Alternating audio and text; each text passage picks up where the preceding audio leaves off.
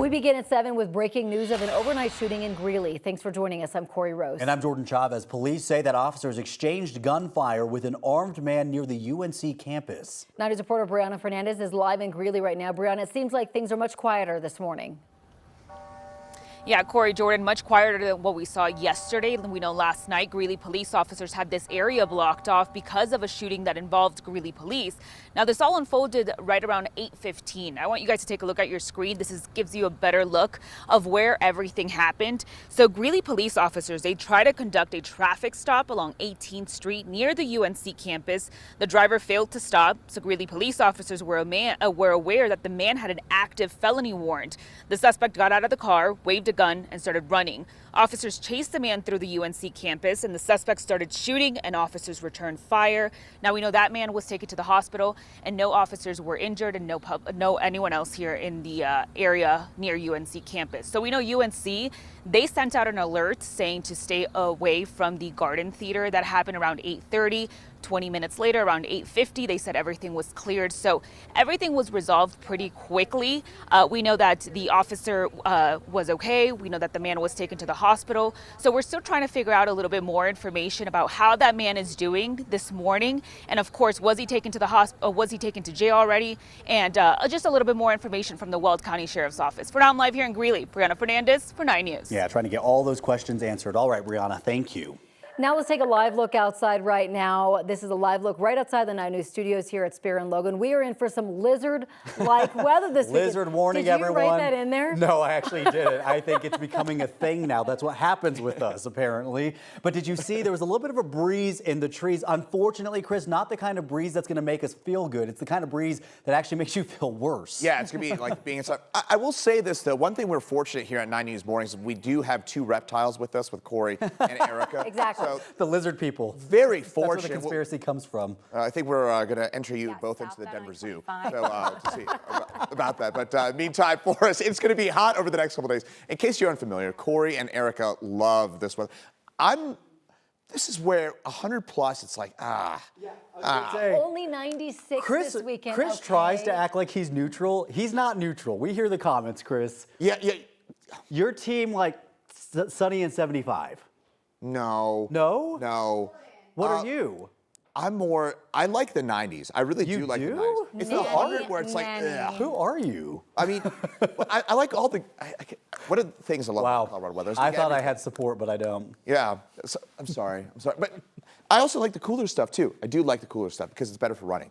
66 right now here in Denver, but days like today, I'm in the gym today. 66 for today, mostly sunny skies, but you notice all this active weather across the Midwest. That's the nasty weather we saw back over the weekend, or back earlier on this week, I should say. Mid-90s for us by early to mid this afternoon. Today we'll top out at 96 for us, mostly sunny skies. Daily record's 98, but we've got a heat advisory. It gets even hotter tomorrow and for Saturday. And this is reptile weather. And I want to set things over to our fellow reptile, Erica Lopez. Hello. For a look here at your traffic. That's me. Thank you, Chris Bianchi. It is 7:04, and right now we are dealing with an incident smack dab in the middle of the interstate. I really hate when this happens. It's really not safe, but we've got this stalled truck, something attached to it that it is hauling on the back here. It looks like one emergency vehicle just got on scene to help block things off behind it, but you're seeing folks just kind of stuck. They're trying to figure out, do I go left? Do I go right this morning?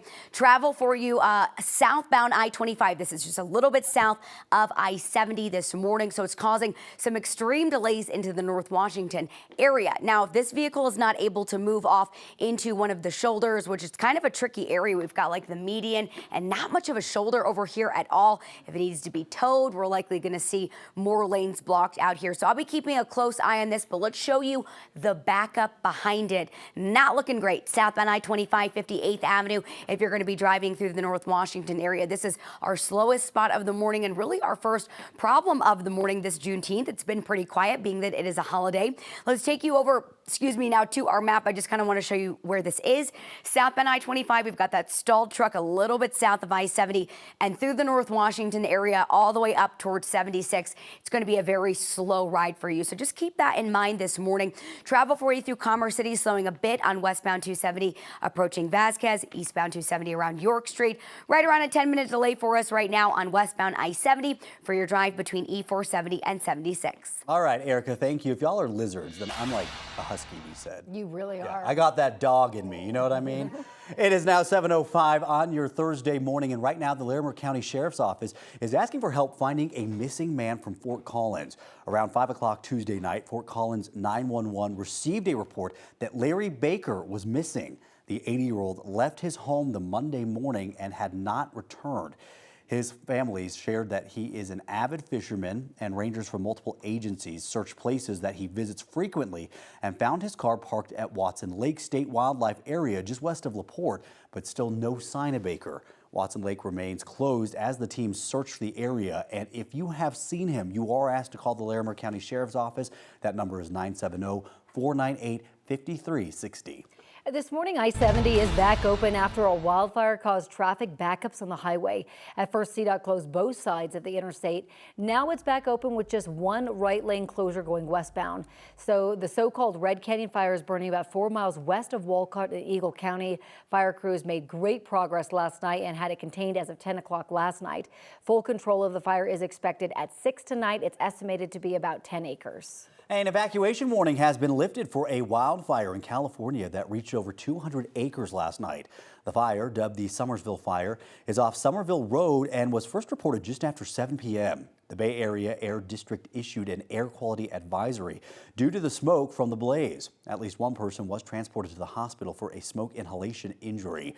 According to officials, the fire is now 50% contained. The cause of the fire remains under investigation. A major heat wave will cover the whole country over the next few days. The National Weather Service warns that more than 15 million people from Washington, D.C. to Florida face a level 3 heat risk through today. Temperatures will hit the low to mid 90s in many areas, but when you factor in the humidity, some spots could see heat index readings soaring into the triple digits. This weekend, a heat dome will expand, covering parts of the southern plains, Midwest, Mid-Atlantic, and Northeast. Those regions could feel temperatures at least 15 degrees above normal. Here in Colorado, we will be under a heat advisory starting tomorrow, and with extreme heat comes a risk of heat illness like heat stroke and heat exhaustion. Coming up in the next half hour, our health expert will join us with the signs of heat exhaustion in children and what parents can do to protect their kids. See, I think that's where my trauma with heat comes from, because I did grow up in that humidity. But this is a dry heat. It is a dry heat, but it's just like it triggers something in me, you know? Okay. Oh my gosh, right?